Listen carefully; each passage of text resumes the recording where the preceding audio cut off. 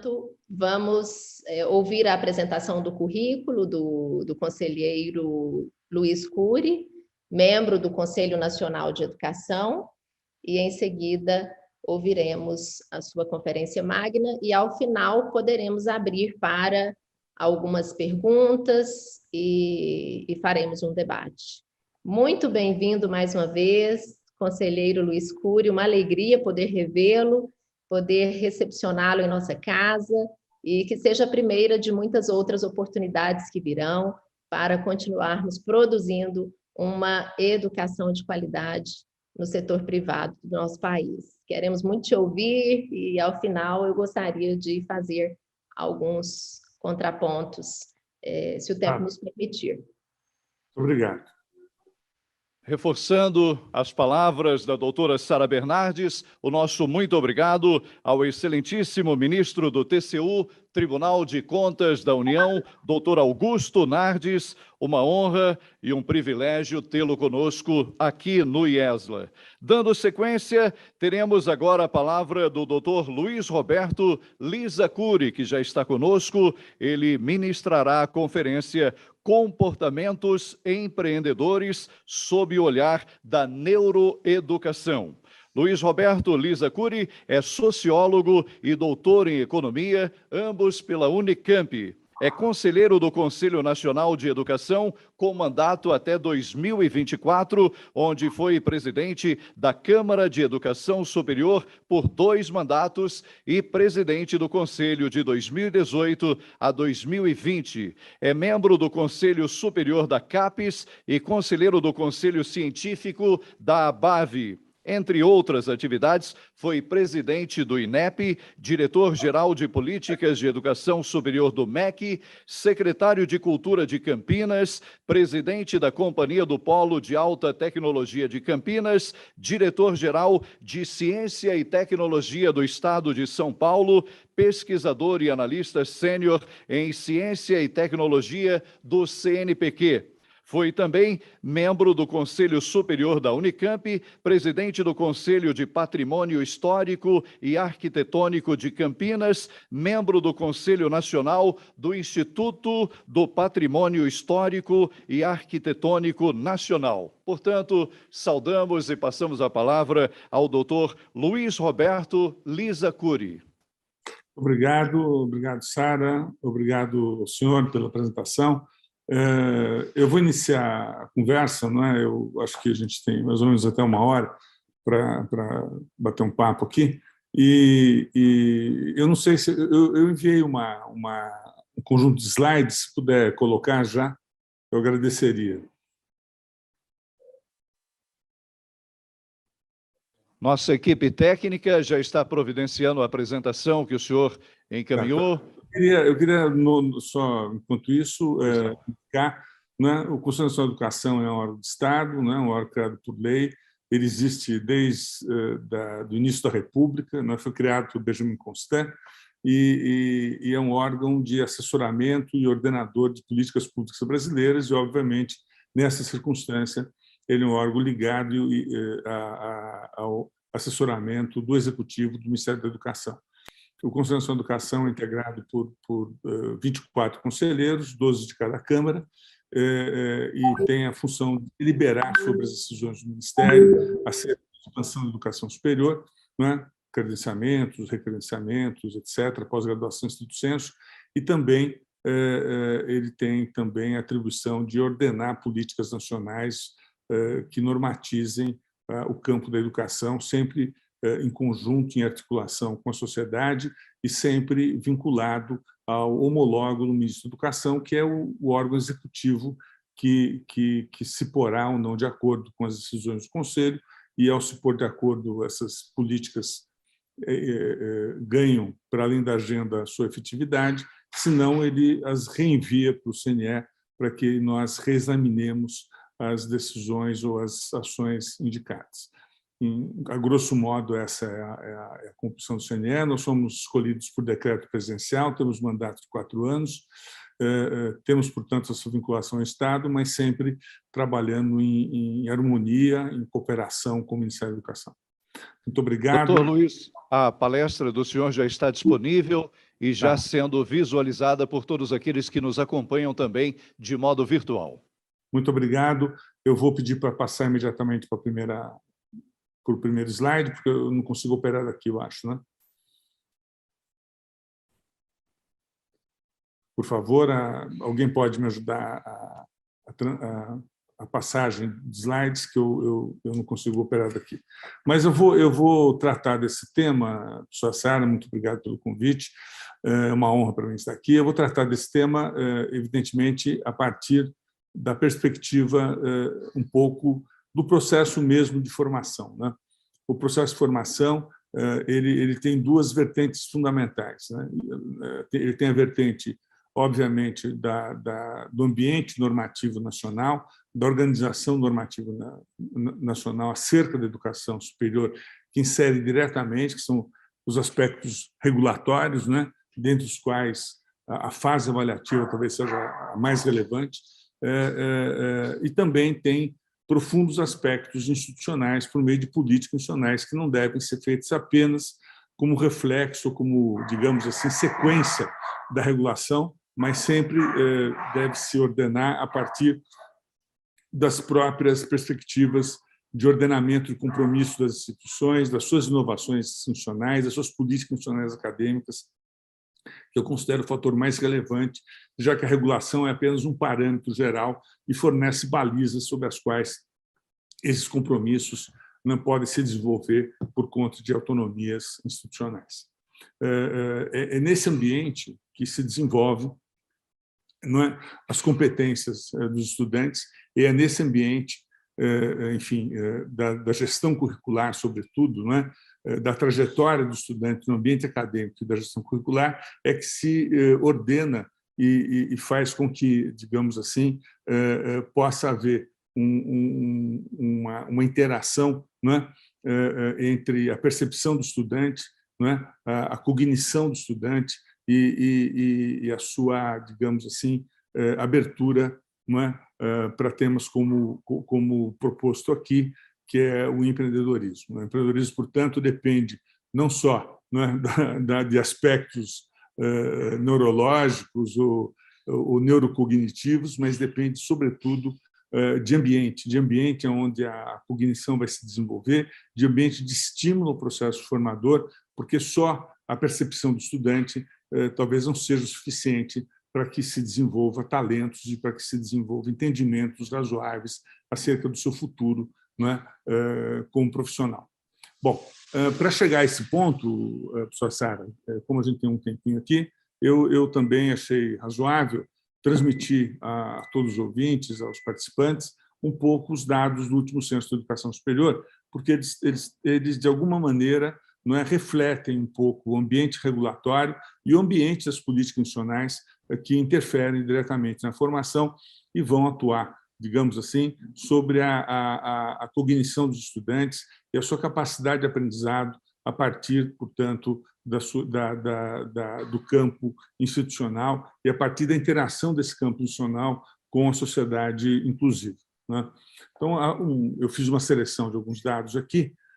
O primeiro dado, para caber no tempo, né, evidentemente, o primeiro dado que eu acho importante é nós identificarmos um pouco do Plano Nacional de Educação, né, que é uma lei que está em vigência e que, enfim, se esgota em relação às metas previstas em 2024.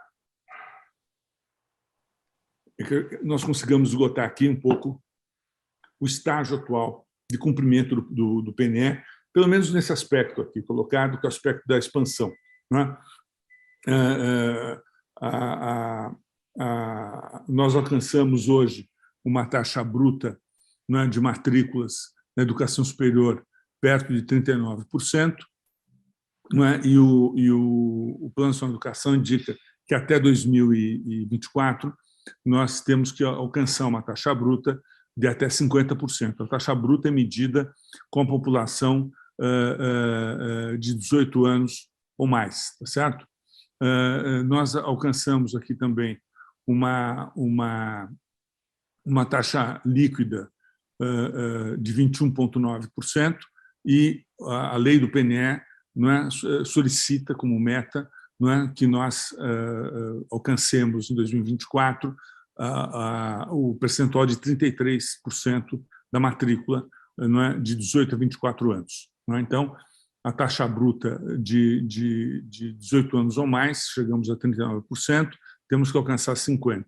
No caso da taxa líquida, chegamos a 21,9%, 22%, temos que chegar a 33%. Não é? E a taxa líquida ajustada, não é? Que é uma demonstração do esforço nacional, não só em relação à matrícula, mas também em relação aos concluintes existentes de educação superior no país. Então, se nós formos olhar a população de 18 a 24 anos matriculadas e concluintes da educação superior, nós chegamos ao número de 26%, ou a relação de 26%, né, desse extrato da população de 18 a 24 anos. São números, obviamente, ainda bastante tímidos, né, mas que seguem em direção ao cumprimento da meta, já que nós temos ainda 2 anos para cumpri-la. Aqui do lado, só para ilustrar, o ministro Nardes colocou algo dessa natureza. O número de matrículas no ensino médio de 2010 a 2020 ele vem caindo, se estabiliza de 2019 a 2020, né? E o número de concluintes do ensino médio se mantém, né, de 2010 a 2020, como a gente pode ver aqui, né, no gráfico abaixo, certo? Numa ordem de quase de 1,5 milhão a 2 milhões de estudantes. E a matrícula cai um pouco em relação a 8 milhões, chega a 7 milhões e 800 por aí, está muito fraco aqui, né? O próximo, por favor. Bom, aqui a gente tem uma indicação relevante, que são os dados de expansão recentemente anunciados pelo Censo da Educação Superior de 2020. Esse anúncio se deu no final do ano passado. Nós chegamos a 8.680.000 matrículas, né? Alcançamos 3.765.000 ingressos e 1.278.000 concluintes. É importante ver desse dado, né, que o número de concluintes ele não cresce proporcionalmente aos ingressantes, né, e a matrícula cresceu nesse último censo, nesse último ano, de maneira um pouco mais tímida, em geral, do que nos anos anteriores. De qualquer maneira, houve um crescimento, como a gente vai ver aqui, bastante expressivo da educação à distância, que foi responsável pela manutenção quase no limite do percentual de matrícula dos últimos 10 anos, ano a ano. O próximo. Aqui, como eu disse agora, a evolução ano a ano da matrícula total, não é? Curso de graduação e sequenciais. Cursos sequenciais já praticamente não existe no país, então os dados de 2017 para cá quase que são totalmente de graduandos, não é?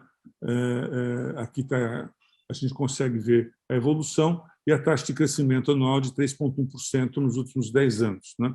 A matrícula em educação superior cresceu 35,5% nesse último no período de 10 anos, e de 2019 para 2020, o aumento foi de menos de 1%, 0,9%. O próximo. Aqui é um dado bastante relevante, que são as vagas oferecidas para ingresso em curso de graduação, né? Foram oferecidas 19 milhões de vagas novas, sendo que o Brasil tem 8.600.000 matrículas, né, classificadas. Portanto, foi oferecido mais que o dobro das matrículas em vagas novas no processo seletivo de 2020, né? E se vê aí que dessa oferta, né, cerca de 95,6% foi de responsabilidade do setor particular. O setor federal ofereceu 492.599 matrículas, o estadual 247, municipal 122.000, né? E nós vemos que desse total de 18.762.000 matrículas, só a educação à distância foi responsável pela oferta de 13.380.000 matrículas, né? E, portanto, obviamente, ela acaba se responsabilizando pelo maior fator de ingresso das 3 milhões e poucas vagas que foram ocupadas no âmbito desse número de vagas ofertadas, né? Pode ser o próximo, por favor. Luiz, se me permite, Claro. acredito que a sua câmera tenha se desfocado um pouco. Aqui, melhorou? Não. Melhor. Melhorou? Sim, melhorou. Obrigada. E desculpe. É que eu pus no modo baixinho para não atrapalhar a palestra, eu acabei não vendo mais o meu rosto. Pronto. Perdão, desculpa. Okay. Então, tá bom. O próximo slide, por favor. Bom, nesse slide, a gente percebe aqui a relação, né, entre vagas novas e vagas ocupadas por categoria administrativa. Então, daquele tanto de vagas ofertadas, né, 18 milhões do setor particular e 490 mil do setor público federal, a gente pode ter uma ideia aqui. 85% das vagas ofertadas pelas federais foram ocupadas, né? Ou seja, cerca de 15% das vagas das universidades federais foram não ocupadas, ou seja, foram vagas que sobraram e se tornaram ociosas, né? No setor estadual, 70 e tantos, na área pública em geral, 72%, e na área particular, no setor privado, apenas 20% das vagas ofertadas, das 18 milhões de vagas ofertadas, foram ocupadas. É um número bastante tímido e baixo, não é? Para que a gente considere, não é, digamos assim, uma política sustentável das instituições de educação superior. No setor público federal também, nós temos aqui também um outro problema, que é a ocupação das vagas remanescentes, né? No setor particular, quase não há vagas remanescentes, mas no setor público federal há vagas remanescentes, elas foram ocupadas apenas em 23%, não é? Ou seja, mais de 115 mil vagas remanescentes da rede federal não foram ocupadas, não é? Ou seja, das 115 mil vagas remanescentes da rede federal, foram ocupadas apenas 23%. E isso é um número bastante baixo. Se nós somarmos o número de vagas remanescentes não ocupadas e o número de vagas novas também não ocupadas, não é? Talvez a gente chegue a quase 250 mil vagas no setor público federal não ocupadas, que é um número bastante preocupante e bastante, digamos assim, intenso, para que nós possamos imaginar um país que precisa expandir e precisa alcançar pelo menos as metas do Plano Nacional de Educação, né? Aqui eu quero fazer uma pequena pausa para nós entendermos o seguinte, não é? Falávamos agora sobre a questão de interação entre a regulação externa e as políticas institucionais, não é? E chegamos, obviamente, à conclusão que a regulação externa não vai fornecer elementos cognitivos, né, neuroeducacionais, para que os jovens consigam empreender. Quem vai fornecer esses elementos, obviamente, é a instituição onde ele estuda, é o ambiente próximo a ele, não é? E esse ambiente próximo ao estudante é sempre mediado pelo currículo, pela organização curricular, não é, que eu prefiro chamar de política institucional curricular. Agora, como um conjunto de instituições, não é, que tenham políticas institucionais curriculares adequadas, digamos assim, olhando todo o setor, é claro que há centenas de exceções, e são muito importantes, não é? Mas também para essas exceções, não é relevante analisar os dados do censo e constatar que se 18 milhões de vagas foram oferecidas e apenas 3 milhões e tantas vagas foram ocupadas, é que há uma desproporção bastante grave, né? E essa desproporção aponta para várias questões relevantes. Por exemplo, não é? As instituições precisam saber para que caminho vão e o que querem.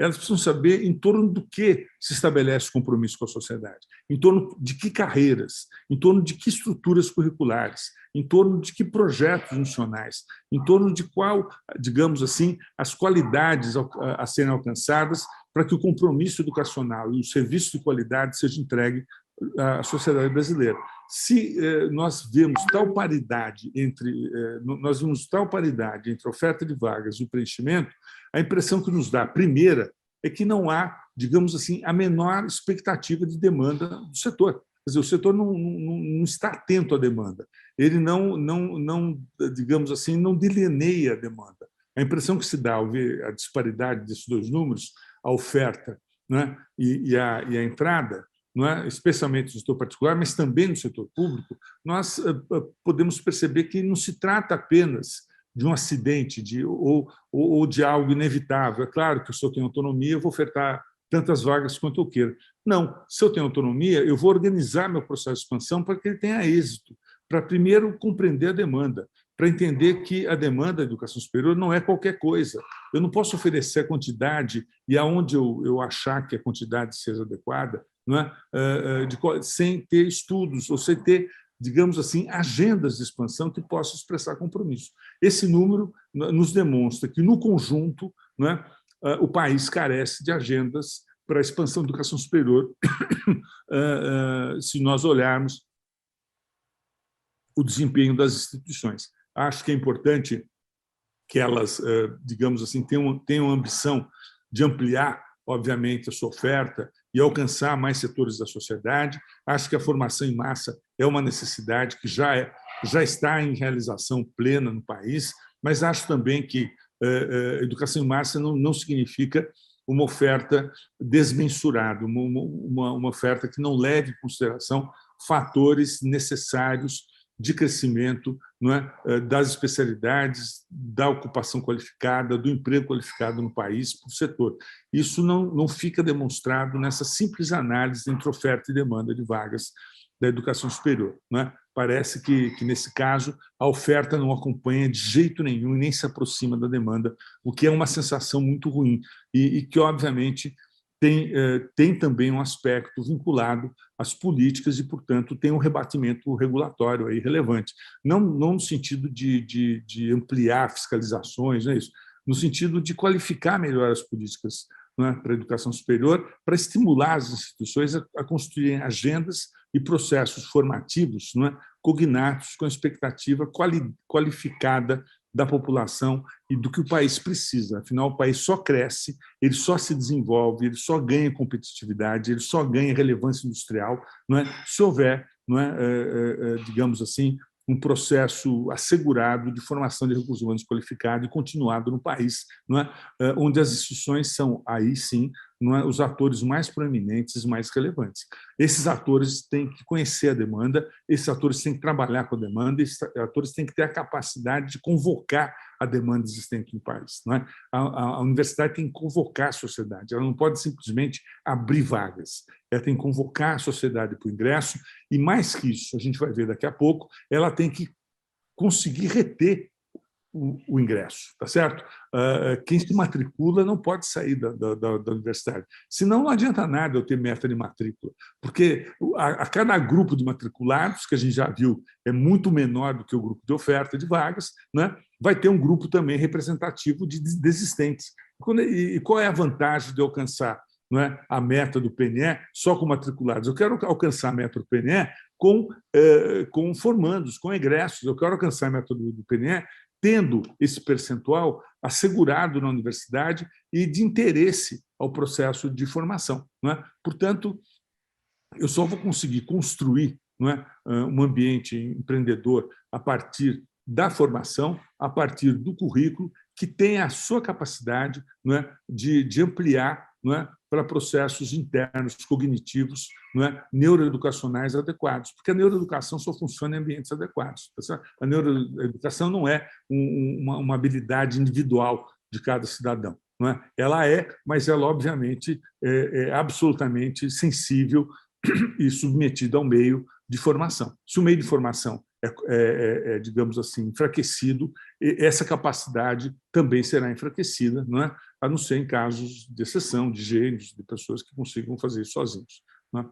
Então, eu acho que o primeiro ponto é esse. Nós temos aqui nessa relação uma constatação, uma evidência, não é? De que, no conjunto, precisa haver um aprimoramento de políticas de educação superior pelo lado dos agentes da política, que é o próprio Conselho Nacional de Educação se integra, né? E, por outro lado, tem que haver um reordenamento de formas de gestão, de políticas institucionais não é? Um reagendamento do processo de gestão adequado, baseado em compromisso, em expectativa de formação, não apenas acelerado, não é? ou submetido à expectativa do ingresso. A expectativa do ingresso não revela o que o país precisa. O que revela é a expectativa de formação desses ingressantes, a expectativa da sua capacidade de transformação, não é? Futura junto à sociedade. É esse empreendedor que nós queremos. Nós queremos um empreendedor que crie o seu negócio, mas queremos também um empreendedor que transforme ambientes de trabalho já consolidados. Tá certo, Sara? Vamos continuar, então, a partir dos dados do censo, por favor. Não é? Aqui, eu já disse, só para ilustrar, então, são 3.765.000 matrículas novas, a partir das 19 milhões de vagas criadas, assim distribuídas em relação ao bacharelado, a parte azul, a licenciatura na parte amarela, tá certo? Né? E aqui fica claro na parte direita, na parte esquerda, o número de matrículas em EAD e o número de matrículas presencial. A gente pode ver que o EAD tem mais matrículas que o presencial em 2020, não é? O número de ingresso no curso de educação e assistência ele aumenta substancialmente nos últimos anos, né, e ultrapassa agora, pela primeira vez, em 2020, os ingressantes em cursos presenciais. Podemos ir para a próxima, por favor?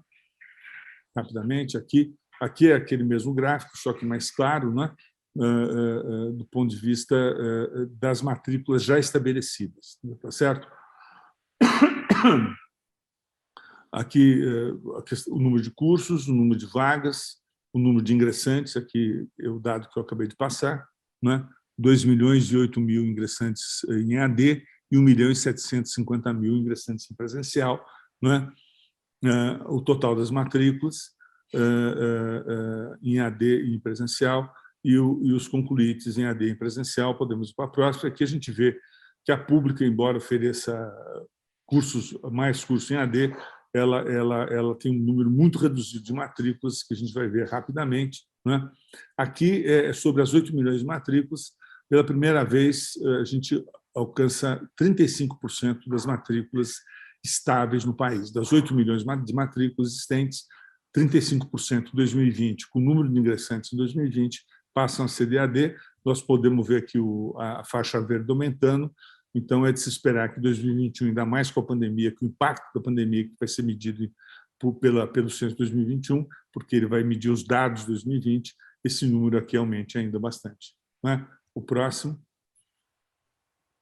Aqui a gente pode ver, portanto, a oferta presencial e de EAD na rede pública. São 90,8 matrículas, 90,8% das matrículas são no presencial e 9,2% na EAD no setor público, e na rede privada são 60,5% em EAD contra 39,5% no presencial. A rede privada, então, está ampliando o seu espaço na educação à distância, como a gente pode medir aí.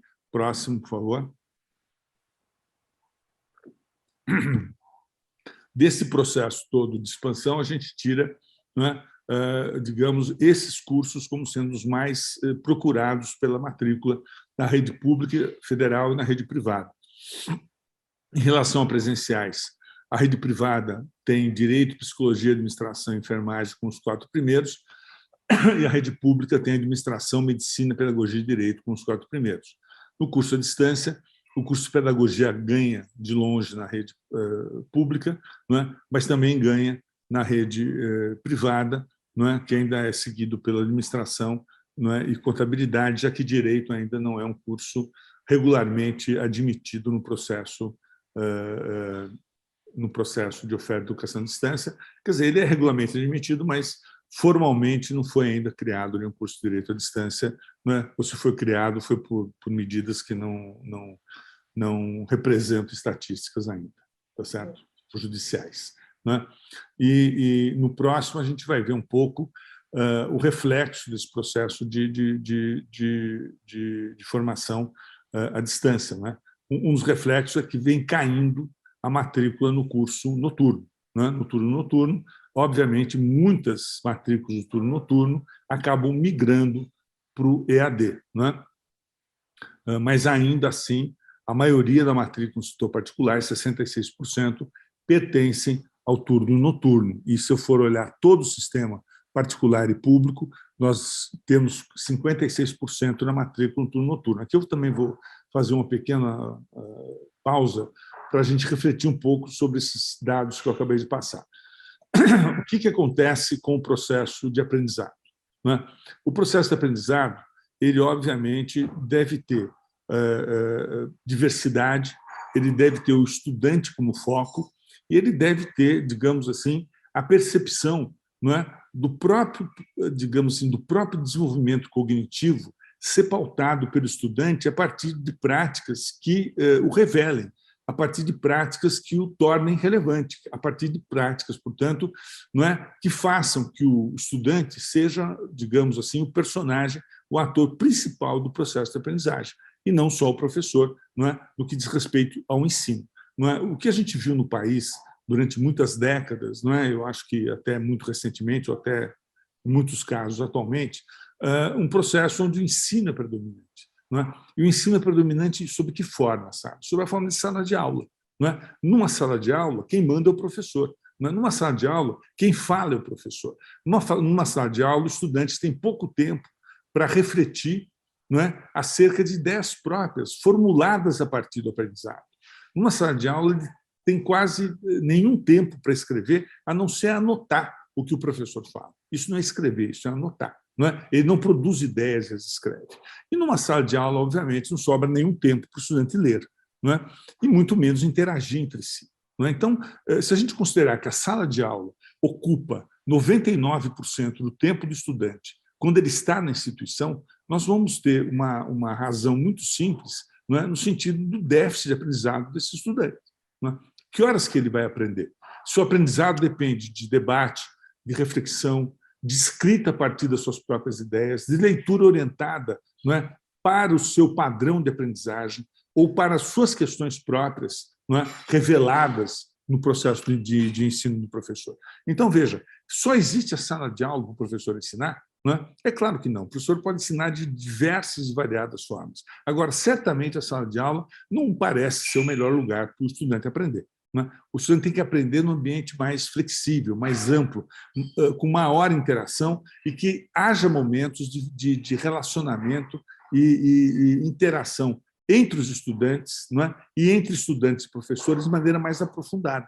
A presença própria da sala de aula, ela diminui um pouco a capacidade ampla do professor de produzir todo o seu conhecimento, não é, como argumento ao aprendizado, como argumento decisivo e definitivo destinado ao aprendizado. Ele limita os seus argumentos, seus conhecimentos, tá certo? Suas próprias competências em projetos pedagógicos, muitas vezes conservadores, muito mais conservadores do que os professores poderiam, né, eles próprios criar, em função, obviamente, né, da antiguidade deles, dos PPCs, não dos professores, né, dos projetos pedagógicos, e naquela, digamos assim, norma que parece ser bastante ampla, não é? de um ano para o outro copiar o que foi feito no ano anterior. Não é? Então, esses são, digamos assim, são práticas que devem ser superadas.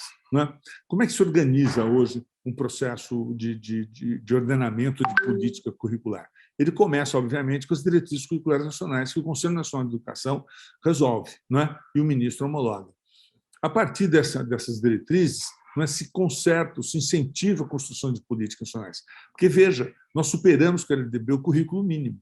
Não é? Não existe mais aquele currículo de 200, 300, 500 páginas que eles não têm que seguir exatamente igual. Não. Diretrizes são resoluções de 2 ou 3 páginas, com número de 20, que varia entre 20 e 30 artigos, não é? E que estimulam a instituição a construir os seus próprios currículos e a construir suas políticas nacionais curriculares, a definir o que quer, não é? E que esforço quer despender em relação ao aprendizado dos estudantes e como esse esforço deve ser empreendido por elas, né? Pelas instituições. Né? Vê-se que, muitas vezes, as diretrizes incluem, não é? E eu acho que, na maioria das vezes, desde 2017 para cá, elas incluem o aprendizado por competência e não por conteúdo como fator essencial do desenvolvimento curricular. não é? E aprendizado por competência não se realiza em sala de aula. Ele se realiza com uma interação imensa entre práticas extensivas, entre o conhecimento do espaço e do ambiente profissional que se vai alcançar, não é? Conhecimento ético, conhecimento, portanto, dos fatores éticos da organização profissional, conhecimento dos requisitos profissionais, das tecnologias envolvidas, não é? Dos padrões de desenvolvimento, não é? Que vão, digamos, trazer para o estudante um aprendizado essencial para que ele, não é? Possa, com competência, ser um profissional. Não é? Além das competências, obviamente, existem fatores vinculados a ela, que são conteúdos e objetos de conhecimento, obviamente adaptados às competências, e não distribuídos como se fossem conteúdos, não é, desrelacionados às atividades futuras do estudante, como se fosse uma eterna base propedêutica. A base propedêutica é fundamental, mas ela própria tem que estar relacionada com a competência, com a expectativa, não é, de vida profissional futura, seja ela profissional em ambiente aberto, industrial, de empresa, seja ela até na docência e na pesquisa. Não é isso? É importante também revelar que as práticas são essenciais. Práticas reais, né? Práticas remotas, práticas que interajam com o momento prévio ao estágio obrigatório, práticas que possam colocar conteúdos à disposição dos estudantes. Outras duas formas de oferta de conteúdos de objetos de conhecimento é pela pesquisa e pela extensão. Portanto, nós temos aqui uma diversidade de formas, né, que fazem com que o aluno aprenda os objetos de conhecimento, os conteúdos vinculados às competências, aprenda, né, atitudes relevantes na relação, né, de oferta de conteúdos por práticas, né, e que tenha, obviamente, não é um aprendizado de conteúdos socioemocionais, o que vai atingir diretamente a sua percepção, né, digamos assim, cognitiva, não é? E que vai revelar, não é, a sua vocação. Porque sem essa percepção, de fato, cognitiva alcançada, ele vai ter até dificuldades para entender o que ele está fazendo ali e se a vocação dele corresponde ao que ele está fazendo ali, tá certo? Essa percepção não é uma percepção capaz de ser estabelecida, né, materialmente, de maneira simples, não. Ela depende de um ambiente e também de atividades socioemocionais que façam que isso seja construído no processo de aprendizado do estudante. Então, a neuroeducação não se estabelece sem essa amplitude e diversa formulação que permite ao estudante produzir conhecimento e referenciá-lo frente à sua percepção do seu futuro. Sem essa percepção do futuro, ele não consegue construir, obviamente, não é, a sua vocação, não é, obviamente, a sua atividade cognitiva fica absolutamente limitada a atividades de ensino, não é, o que, na verdade, significa quase nada. Sabendo nós que a atividade de ensino, todos nós sabemos disso, ela é especialista, não é, em tornar o curso conteudista e, obviamente, vinculado à memória do estudante, obviamente vinculado à sua capacidade de retorno permanente, não é, às teorias aprendidas, não é, como um fator essencial, não é, de ter a percepção de ter aprendido no curso. Isso é muito ruim. O aprendizado não pode ser apenas dependente da memória, não pode ser conteudista. Ele tem que ser, digamos, vinculado a diversas formas de oferta, né, do aprendizado, inclusive dos conteúdos. Os conteúdos têm que ser objetos de conhecimento vinculados às competências. Ele não pode ser conteúdos vinculados a um planejamento onde depois dele viram mais conteúdos, depois desse viram mais conteúdos, mais conteúdos. Aí chega na hora do estágio, é um exercício prático de uma tonelada de conteúdos que já esqueceu. Não é isso? Agora, imagine essa realidade para o estudante noturno, sabe? Não é? Como é que ele aguenta? Se ele está vendo que ano depois de ano, dia depois de dia, ele não consegue reter o que lhe foi ensinado. Ele tem pouco tempo, não é, para estudar, ele tem pouco tempo da vida destinado, portanto, à atividade pós-escola. Tudo que ele vai fazer na escola depende do período que ele ficar na escola. Não é? Por ser noturno, ele não tem à tarde, não é? Quer dizer, eu acho que o ensino de conteúdo, o ensino em sala de aula, foi muito bem adaptado a uma fase onde a educação era ofertada a uma elite, onde as pessoas tinham tempo para conversar com professores, para ler por fora, para marcar cafezinho com seus colegas e discutir, para fazer encontros noturnos sobre teorias, etc., não é? Mas num processo de educação de massa, num processo onde a educação noturna, não é? O turno noturno é predominante na matrícula, isso não cabe mais. Não é? Isso gera o quê? Gera uma desistência, uma evasão contínua. Não é? E aí o estudante pretende mesmo experimentar a educação à distância. O autoaprendizado, quem sabe, resolve a capacidade dele aprender alguma coisa, já que na escola ele não está conseguindo. Acho que a EAD começa a crescer, não só em função da pandemia, se a gente for ver 2020, ainda não impactou a pandemia, porque os dados são em 2019. Né? Eu acho que essa evasão para a educação à distância tem a ver com a busca de formas de aprendizado mais flexíveis, mais adequadas. Infelizmente, eles não acham isso na educação à distância, muitas vezes, que apenas reproduz a sala de aula convencional. Mas, quando acham, ficam por lá. Não é? E a gente vai ver no próximo slide, por favor, não é, um pouco as razões do que falamos aqui. Não é? Por favor, o próximo. Aqui é a taxa de permanência e desistência medida numa evolução de indicadores da trajetória dos estudantes. Né? Então, veja, eu pego cortes de estudantes que entraram em 2011. A corte significa todos os ingressantes de 2011, em todas as áreas, em todas as instituições. Né? Esse é um trabalho que o INEP começou a desenvolver desde 2015, por aí. Bom, se eu pegar todos os ingressantes em 2011, é natural que eles se formem, não é? Depois de 4 ou 5 anos, entre 2015 e 2016, não é isso? Se a gente for pegar a taxa de desistência de todos que entraram em 2011, não é? Por dependência administrativa, estadual, federal e particular, nós vamos ver que no setor particular houve 57% de desistência. No setor federal, houve 48% de desistência. Não é? Aqui, nesse fator aqui, 2011 até 2016, é onde a gente espera que o aluno se forme. Não é? E ele não se forma. Se a gente for um ano para trás, em cursos mais curtos, a desistência é de 44% no setor federal e de 53% no setor privado, que é quase a mesma. Não é? E se a gente for subindo para 17, etc., só aumenta a desistência, porque, obviamente, vai ficando mais distante o período regular de formação. Esse dado INEP é muito significativo do que nós acabamos de dizer. Por que ocorre essa desistência imensa? É porque os estudantes não têm financiamento? É porque eles não têm dinheiro? Tá certo? É claro que, se eu for olhar apenas os estudantes que recebem financiamento, esse número pode diminuir. Não é? Mas ele vai diminuir porque eu estou trabalhando não com uma corte, mas só com aqueles que recebem financiamento.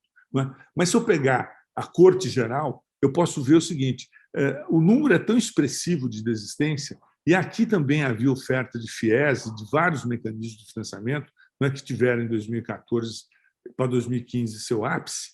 Não é? Nós vemos que não há, proporcionalmente, abatimento da desistência por programas de financiamento. Não é? E se não há abatimento geral da desistência por programas de financiamento, eu posso chegar à conclusão que essa desistência, obviamente, tem forte conteúdo curricular, ela tem forte conteúdo de desaprendizado, ela tem forte conteúdo de recusa, não é, da educação superior como forma de aprendizado. Se essa é a realidade, não é, se eu somar essa realidade, a realidade dos 19 milhões versus 3 milhões de ingressantes, né, das 19 milhões de vagas, como é que eu vou discutir de maneira razoável a neuroeducação? Como é que eu vou discutir de maneira razoável o impacto cognitivo da formação, não é? E, nesse impacto, não é, a perspectiva do empreendedorismo como fator autônomo de processo de formação? Porque, veja, o empreendedor ele tem que conquistar, durante a sua trajetória universitária, não é? Ou da educação superior, sobretudo, ele tem que conquistar autonomia. Tá certo? Ninguém é empreendedor se não tem um espírito autônomo. Ele tem que ter atitudes autônomas. E atitudes autônomas, elas não são apenas, não é, uma vocação, elas são ganhas no processo de formação. Não é? A formação por competência pressupõe, não é, o estudo e ordenamento de atitudes a partir justamente desse amplo contato, não é, do curso por meio de práticas, ou por meio dos ambientes sócio-inclusivos onde se desenvolvem os empregos. Não é? Os estudantes que não têm essa oportunidade, que ficam 90% do tempo em sala de aula, tem pouca oportunidade, não é, de desenvolver atitudes, tá certo? E se ele não desenvolve atitudes, ele também não desenvolve autonomias. Se ele não desenvolve o seu próprio aprendizado, se ele não lê, não produz conhecimento a partir do trabalho docente de ensino, ele, obviamente, vai ter baixa autonomia intelectual. Se ele tem baixa autonomia intelectual, ele vai ter baixa autonomia em suas atitudes, não é isso? É por isso que é tão importante a pesquisa e o pesquisador estarem presentes no processo de formação. É por isso que é tão importante professores e pesquisadores que consigam transmitir para os alunos a autonomia da pesquisa e a relevância dessa autonomia na produção intelectual. A produção intelectual tem que ocorrer na graduação, não é só um atributo de mestrado e doutorado. Não é? Ela tem que ocorrer para ampliar, não é, de maneira cognitiva interna a capacidade de autonomia e desenvolvimento próprio dos estudantes. Senão, não há neuroeducação que resista, não há empreendedorismo que venha, senão não há um perfil amplo do egresso. A gente sabe que o perfil do egresso empreendedor, do perfil do egresso autônomo, do perfil do egresso que tem as competências, obviamente, vinculadas e contemporâneas aos requisitos profissionais, esse é um egresso transformador. Ele pode tanto empreender para fora, por si só, o seu próprio negócio, como empreender para dentro, como um agente transformador de uma grande empresa, como um agente inovador de empresa. A inovação é um grande motivo e fator de empreendedorismo desde os anos 80, pelo menos. No entanto, a inovação no Brasil ela caminha desproporcionadamente à quantidade de pesquisa e doutores que se formam. Inovação depende de conhecimento qualificado, não é? Só que, se nós formos ver os índices de inovação no Brasil, eles não são tão vultuosos quanto o número de publicações científicas que existem. Por quê? Porque falta esse empreendedorismo, falta essa interação entre o conhecimento produzido, entre o conhecimento desenvolvido, entre o conhecimento ensinado e aprendido, e a razão básica de autonomamente colocá-lo à disposição da sociedade. Eu acho que essa é uma questão de fundo e das mais relevantes para que a gente possa completar o nosso raciocínio frente ao desafio que a Sara nos trouxe de falar um pouco do neuroaprendizado. No neuroaprendizado, se um ambiente adequado de formação, e esse ambiente tem que ser diverso. A pesquisa tem que estar integrada à formação, pesquisadores têm que passar valores da pesquisa para que o aprendizado se realize de forma mais autônoma e para que o aprendizado na graduação revele textos autorais, revele produção intelectual, revele leituras próprias, não aquela leitura obrigatória, da qual você, digamos assim, faz uso limitado do ensino, mas uma leitura mais ampla, mais aberta, vinculada ao aprendizado. Isso é fundamental, mas para que isso ocorra, nós temos que nos libertar um pouco desses projetos pedagógicos curriculares mais tradicionais e temos que transformar as diretrizes de fato, incentivos à construção de novas orientações curriculares a partir de compromissos, agendas e percepção da instituição do que quer do seu egresso. Nós já vimos, pelo censo, que o setor como um todo demonstra fragilidade no que quer do seu ingressante, porque são 19 milhões de vagas ofertadas e 3 milhões de ingressantes. Nós queremos saber, e elas têm que procurar com clareza o que quer do seu egresso. Quem sabe aí há uma localização melhor da demanda e o ingressante passa a ser um permanente estudante que se forme normalmente e não evada nesses valores aqui de 57% a 60%. Se a gente for ver o próximo slide, por favor, a gente vai acrescentar esses números a educação à distância e que a gente vai ver na mesma linha que eu disse, de todos os ingressantes em 2011 à distância, 56% evadem em 2015, ou seja, no quarto ano da sua existência, 51% em 2014 e 60% em 2016, que são os anos próximos à sua formação regular. Portanto, vimos que a educação à distância, embora cresça, não representa retenção, não representa novidade no sentido de ordenar a formação para o que o país precisa. A educação à distância é um instrumento fundamental de formação, ela consegue chegar a regiões díspares do ponto de vista do desenvolvimento do Brasil, a assimetria regional no país é imensa, a educação à distância é um processo de correção da assimetria regional, econômica, social, de emprego, etc., mas ela não pode reproduzir fatores conservadores da educação presencial, como parece que está acontecendo, e também não pode se concentrar em grandes centros urbanos, como parece que é o que está acontecendo. Tá certo? Então, tem que haver políticas institucionais e políticas externas para que as coisas se realizem, não é? E que, sobretudo, se dê praticamente uma formação por competência. Não é? O próximo slide, só para ilustrar um pouco esse aspecto curricular que é fundamental. Pode passar? O próximo, por favor. Aqui uma coisa super simples, né? A diferença entre conteúdo, você fica estudando, digamos assim, roteiros pré-fabricados, né, do curso, né, e por competência, onde o estudante consegue explodir, né, integrando habilidade, atitude e objetos do conhecimento. Tá certo?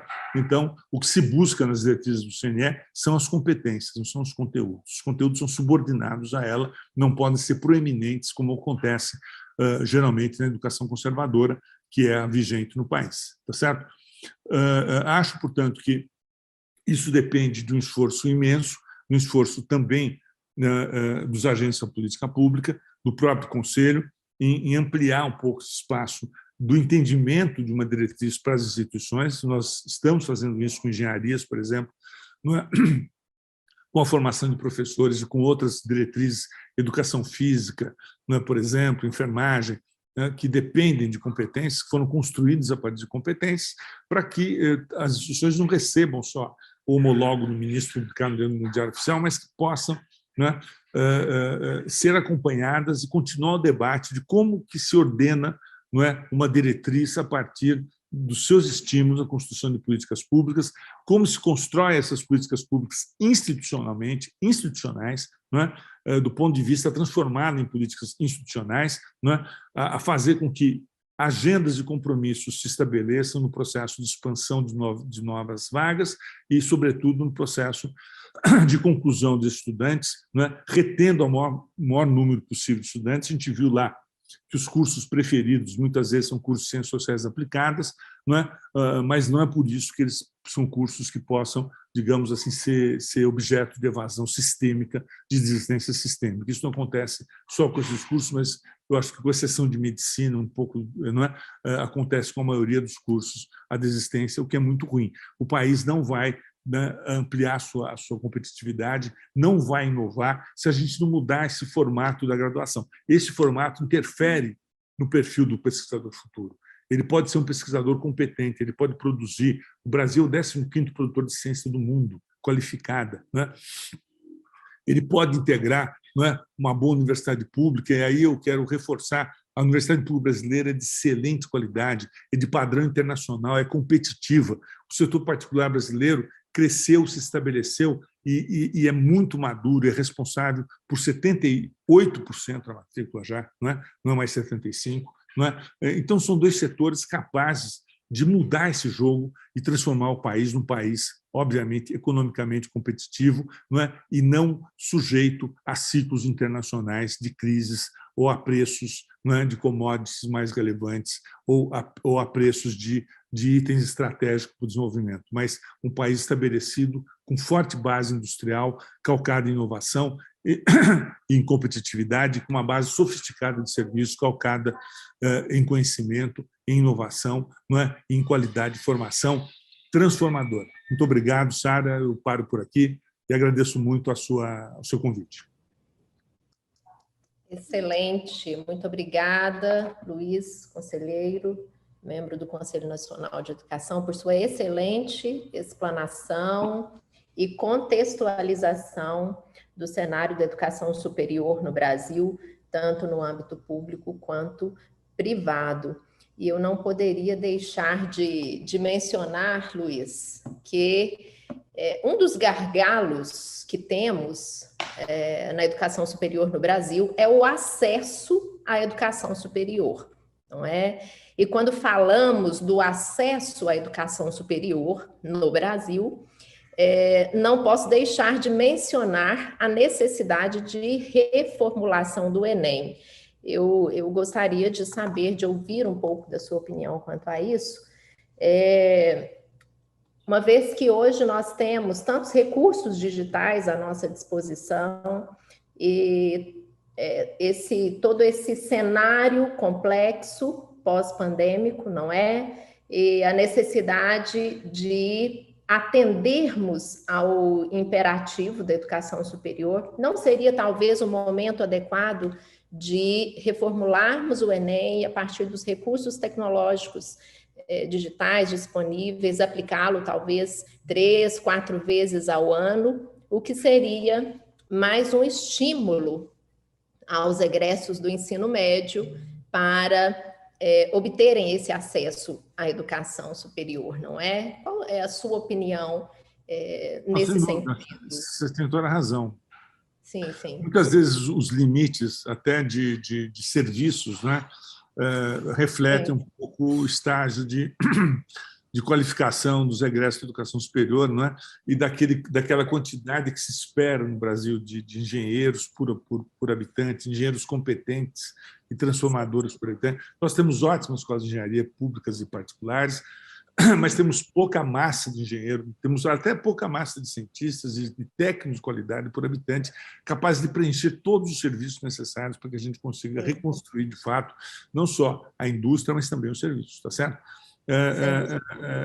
Evidentemente, se a gente tiver um processo de avaliação da educação média capaz de estimular a aplicação dos currículos já definidos como bastante adequados, inclusive, né? Seja a lei do ensino médio, as novas diretrizes curriculares do ensino médio, tá certo?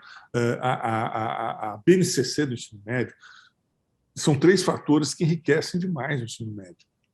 O processo avaliativo do Enem tem que fortalecer esses fatores no padrão do aprendizado. A avaliação também tem esse papel de fortalecimento da trajetória do aprendizado. Claro. Na educação superior, sobretudo, a avaliação é reforço do aprendizado. A avaliação não pode ser burocraticamente uma cópia, não é, de textozinhos distribuídos para saber se ele reteve ou não na memória. A avaliação é um processo amplo de reforço do aprendizado, e deve ser assim também um processo amplo de reforço aos projetos curriculares, especialmente no caso da educação básica. Você tem toda a razão. Eu acho que se a gente conseguir, né, o Conselho Nacional de Educação acabou de votar uma resolução sobre o novo Enem, o Enem que vai alcançar as reformas do ensino médio. O Ministério da Educação está trabalhando muito e profundamente nisso também. Acho que os esforços estão unidos no sentido de alcançar o que você disse, né? Na medida que a gente reforça o Enem, a gente reforça a formação.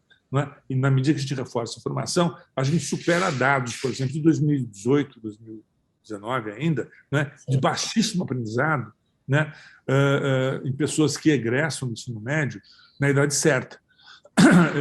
Por exemplo, o aprendizado de português e matemática, né, chega a níveis que não alcançam 10% do que seria necessário, né, ou do correspondente à série cursada ou à série de egresso.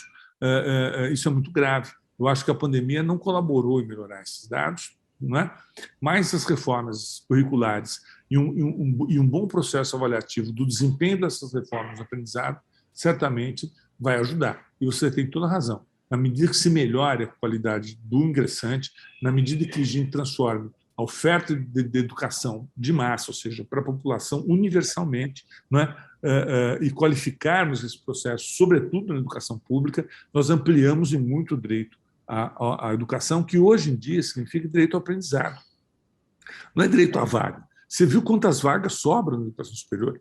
Tá certo? Até no setor público. Nós estamos falando de, se a gente considerar cumulativamente as vagas novas com as vagas remanescentes, a gente pode chegar ao quê? Em 250 mil vagas. É muita vaga sobrante, não é, para o setor público. Não é? E são vagas pagas já estão pagas pelos nossos impostos, etc, etc. Então, a gestão do acesso, você tem toda a razão, é fundamental, porque a gestão do acesso, seja no público como no particular, vai determinar e vai colaborar com a retenção do estudante até o final. A retenção que eu digo, com a permanência dele na escola até o final. A outra parte fundamental é que a gestão do acesso tem que dar margem a bons processos formativos que não só dependem de bons professores e bons equipamentos, dependem de boas estruturas curriculares e de participação adequada dos estudantes. Sim, muito bom. Mais uma vez, quero te agradecer, conselheiro Cury, por deixar sua contribuição para toda a comunidade científica do Instituto IESLA e a toda a sociedade brasileira de um modo geral, não é?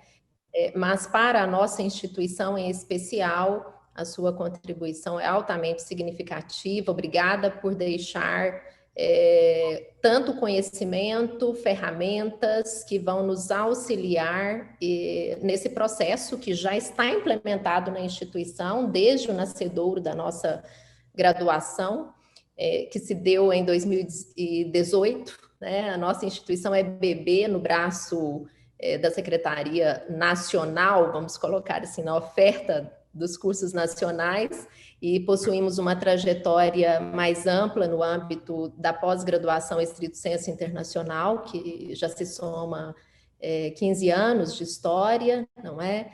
E desde que pensamos e idealizamos o projeto para a nossa primeira faculdade, hoje são 3 faculdades que compõem as instituições do grupo educacional IESLA, desde que desenvolvemos o projeto político-pedagógico, pensamos em uma educação baseada em neuroeducação.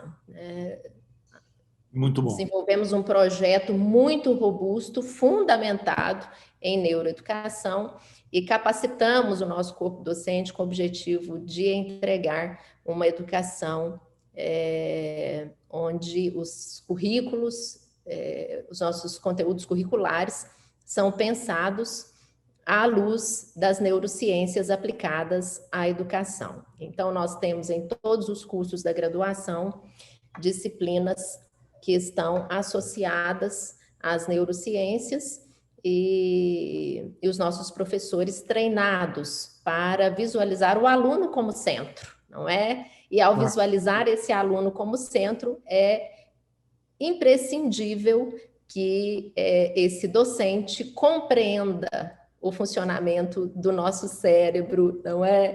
Como se dão as nossas sinapses neurais, como se dá o processo de aprendizagem, os processos neurocognitivos, até mesmo para o desenvolvimento das habilidades socioemocionais e portanto, propiciarmos um espaço adequado, como o senhor bem colocou, não é? De desenvolvimento dessas habilidades para que esse novo profissional do século XXI, formado, egresso da instituição de ensino superior, esteja hábil, não é? Apto para entregar os seus conhecimentos e transformar a nossa nação. Então, gostei muito de ouvi-lo, sua filosofia está totalmente aderente à filosofia do IESLA, estamos caminhando no mesmo alinhamento filosófico, doutrinário, e isso é muito bom. Muito obrigada por deixar a sua contribuição. Eu agradeço, parabéns, obrigado pelo convite, eu fico sempre às ordens.